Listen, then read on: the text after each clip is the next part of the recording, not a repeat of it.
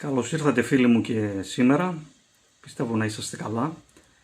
Σήμερα θα σας δείξω το δεύτερο μέρος του παλμογράφου της MIG-Sync και κυρίως τη λειτουργία του πολυμέτρου. Επίσης θα το συγκρίνω με ένα πολύμετρο αξιόπιστο της Rigol για να δούμε πόσο σωστά μετράει. Πιστεύω να απολαύσετε το βίντεο και πάμε να ξεκινήσουμε να το δούμε. Φύγαμε. Έχω κάνει τη σύνδεση με το στικάκι Wi-Fi για να σας δείξω αυτή τη φορά πώς συνδέεται στο ίντερνετ με κάποιον browser που έχει πάνω στο Android που είναι ανοιχτό και πόσο γρήγορα φορτώνει τις σελίδες. Οπότε σας είχα μιλήσει για ηλεκτρονικά σχέδια ή για κάποια βίντεο που θέλετε να δείτε ταυτόχρονα και είναι πολύ εύκολο κατά τη χρήση του και θα δείτε τώρα και πόσο γρήγορα φορτώνει το βίντεο. Βέβαια αυτό εξαρτάται και από την ταχύτητα που έχετε στο δίκτυό σας, αλλά βλέπετε πάλι ότι είναι αρκετά γρήγορο.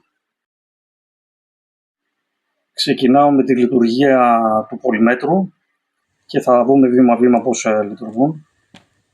Βγάζω τα καπάκια και θα δοκιμάσουμε για αρχή το buzzer.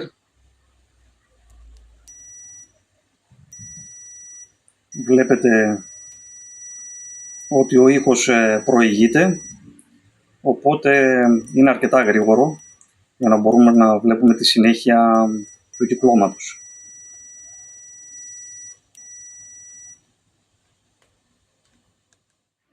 Συνεχίζω με έναν ηλεκτρολιτικό πυκνοτή και θα μετρήσω τη χωρητικότητά του. Στα 470 μικροφαράντ είναι ο πυκνοτής. Ο συγκεκριμένος έχει συμπλήν 20% ανοχή, οπότε δεν περιμένουμε να δούμε 470 ακριβώς. Όλο το θέμα στον πυκνοτή είναι να μην ακουμπάσει και τα δύο δάχτυλα, όπως και στην αντίσταση, για να μην δημιουργήσει χωρητικότητα. Και περιμένουμε λίγη ώρα για να μπορέσει να βρει την χωρητικότητα. Βλέπετε ότι στα 468,03 έχει βρει ότι είναι η χωρητικότητά μας.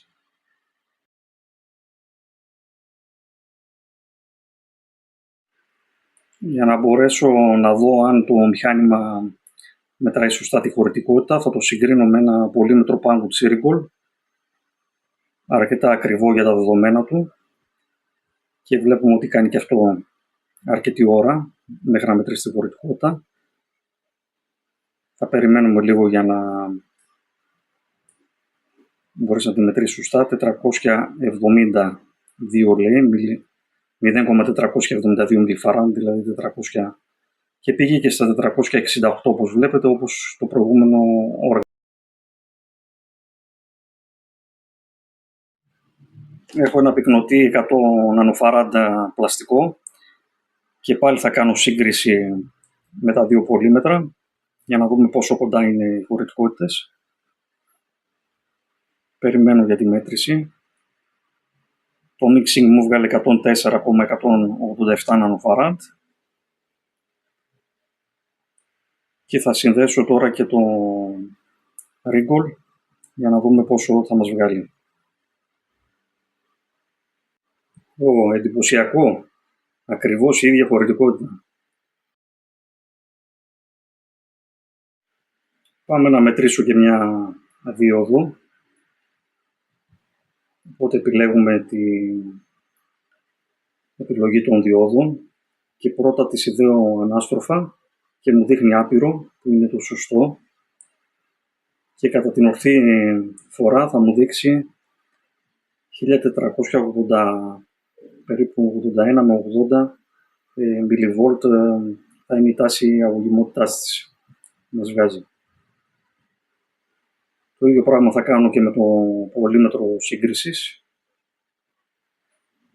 Οπότε κατά την ανάστροφη δεν μας βγάζει τίποτα. Σωστό, ανοιχτό δηλαδή κύκλωμα. Και 121 εδώ, 1212 μιλιβόλτ είναι εδώ.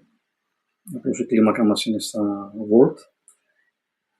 Οπότε έχουν μια πολύ μικρή διαφορά, σχεδόν τίποτα. Είναι πολύ μικρή, ανούσια. Άρα το θεωρώ ότι μετράει σωστά και τη διόδο. Στη συνέχεια έχω μια αντίσταση 10 κιλών, η οποία δεν είναι ακριβίας, έχει κάποια ανοχή.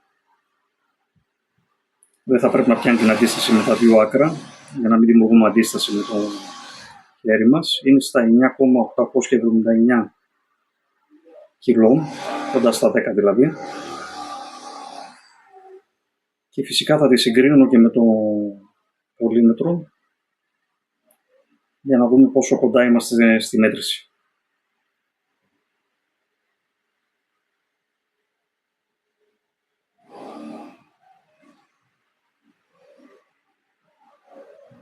Πάλι με τον ίδιο τρόπο.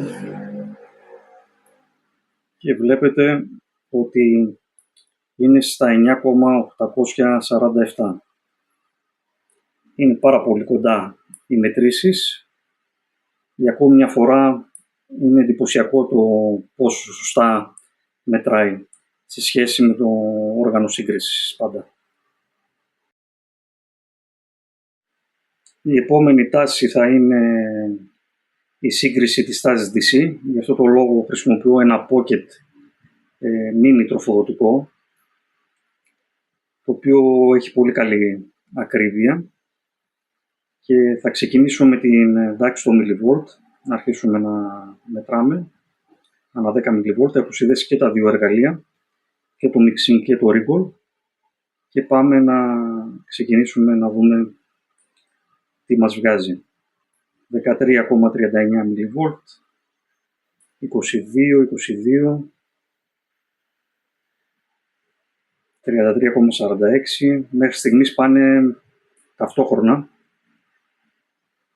και στα τελευταία δεκαδικά ψηφία, 42,60, 53,57, 62,68. Είναι καλυμπραρισμένα και τα τρία οργανάκια, τους δείχνουν και μετράνε τα ίδια πράγματα. Οπότε θα φτάσω στο mV αυτή τη στιγμή. Το mixing μετράει μέχρι 200 κάτι mV, αν θυμάμαι καλά, ενώ το wriggle θα μας βγάλει προστασία κάποια στιγμή. Θα πρέπει να ανεβάσουμε κλίμακα.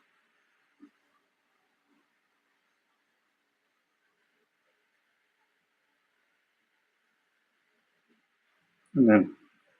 Εδώ σε αυτό το σημείο είμαστε στο 1 volt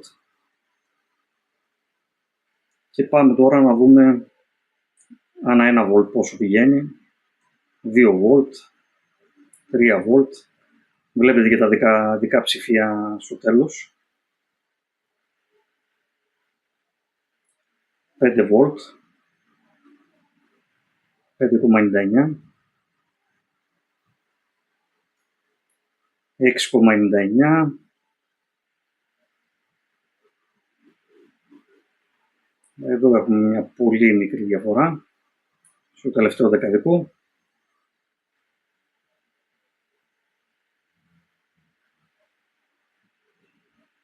Στα 8 volt είμαστε 7,99, 8,99. Βλέπετε ότι το ένα ακολουθεί το άλλο. Τώρα κάνω και γρήγορες εναλλαγές. Αν τα αφήσω λίγο τα οργανάκια να ηρεμήσουν, θα έρθουν στα ίδια. Αλλά δεν έχουμε διαφορά και πάλι. Έχω φτάσει στα 18 volt.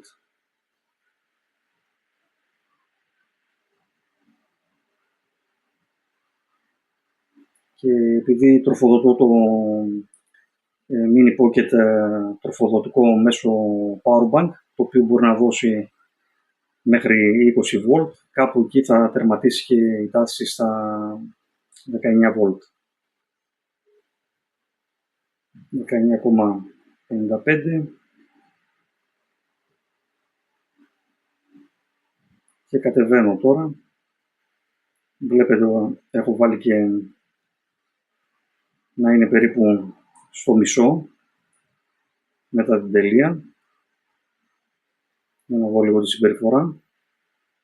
Και η ταχύτητα είναι πολύ καλή που αλλάζει το οργανάκι. Πάρα πολύ γρήγορα ανταποκρίνεται.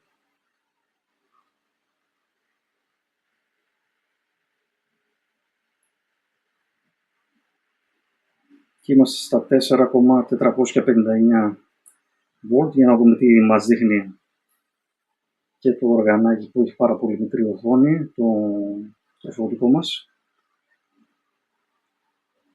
4,46 volt, 4,459, 4,460. Είμαστε πάρα πολύ κοντά.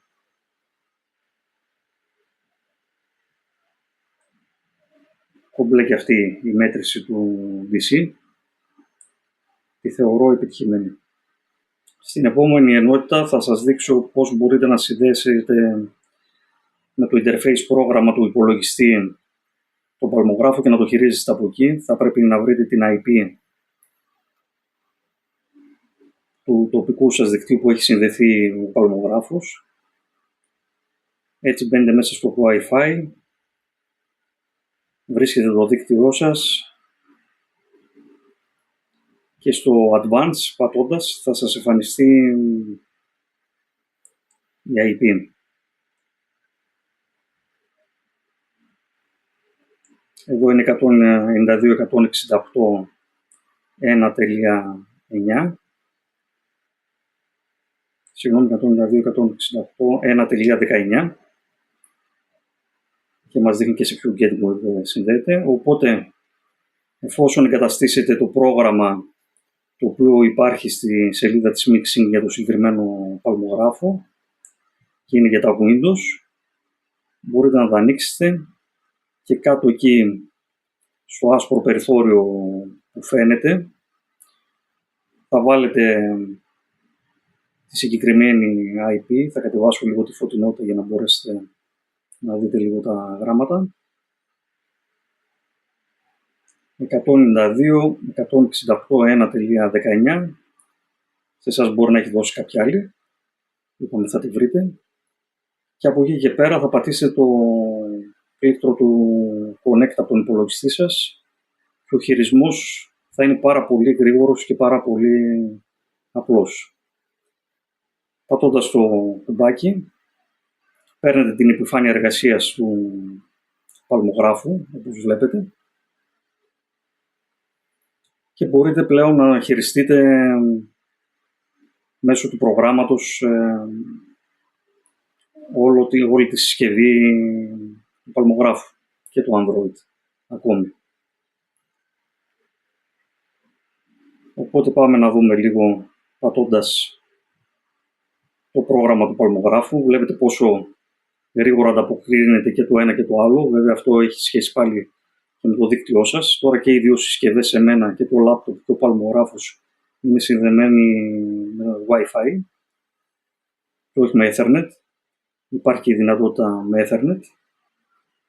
Σας τα δείχνω τώρα και τα δύο ταυτόχρονα για να δείτε ότι είναι πάρα πολύ μικρή καθυστέρηση, σχεδόν δεν το καταλαβαίνουμε. Βλέπετε πώς χειρίζουμε το ποντίκι τις διάφορες κλίμακες του πολυμέτρου, αλλά το ίδιο φυσικά μπορεί να γίνει και με τον παλμογράφο, να το χειριστείτε.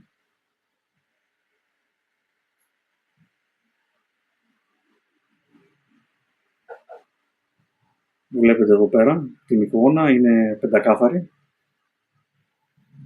και σύνδεσα πάλι και το μικρό τροφοδοτικό για να σας δείξω λίγο τις τάσεις και πόσο γρήγορα θα αλλάζουν αυτές με το χειρισμό. Αυτή τη στιγμή έχω 1 volt εδώ και 1 volt με μετράει real time. Βέβαια το έχω στην επιλογή των διόδων που οι δίωδοι πάνω από 2 volt δεν μπορούν να μετρήσουν. Θα πάω στη σωστή επιλογή volt. Βλέπετε ότι δεν κλειδώνει. Μπορείτε και από τον παλμογράφο να το χειριστείτε, αλλά και από το laptop.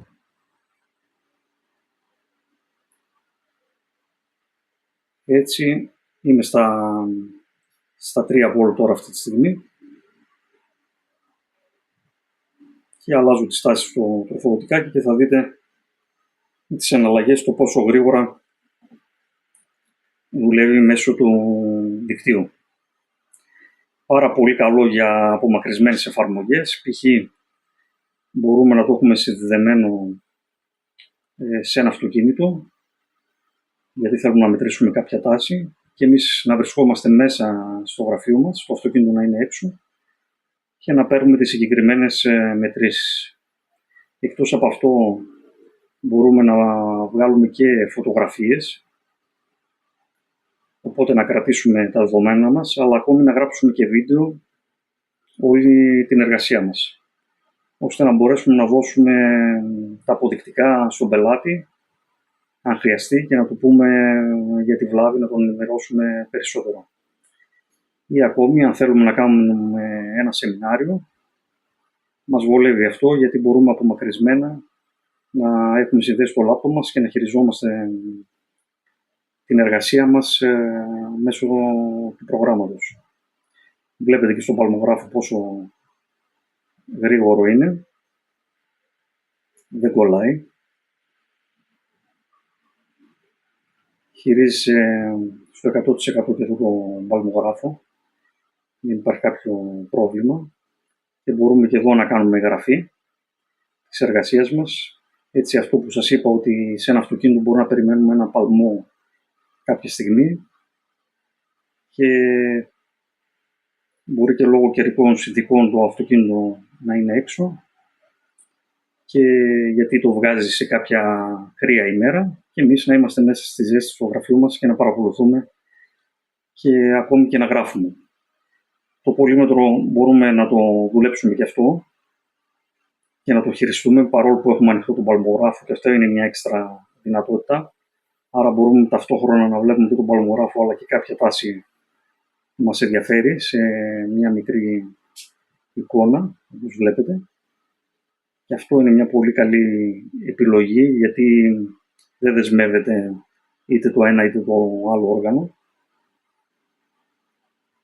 Και βλέπετε τώρα που αλλάζω τις τάσεις και από το τροφοδοτικό και αλλάζει και η ένδειξη. Ενώ ταυτόχρονα είναι ανοιχτά και τα 4 κανάλια του παλμογράφου. Θα συνεχίζω να σας δείξω τις εικόνες και τα βίντεο τα οποία κρατήσαμε και αποθηκεύσαμε. Οπότε εδώ βλέπετε κάποια αποσπάσματα από τις εικόνες. Μπορείτε να τα χρησιμοποιήσετε για κάποια εργασία. Πολύ καλή δυνατότητα για αυτή. Και πάμε να σας δείξω και το βίντεο. Και αυτό είναι φοβερή δυνατότητα, γιατί φανταστείτε ότι θέλετε να κάνετε μια παρουσίαση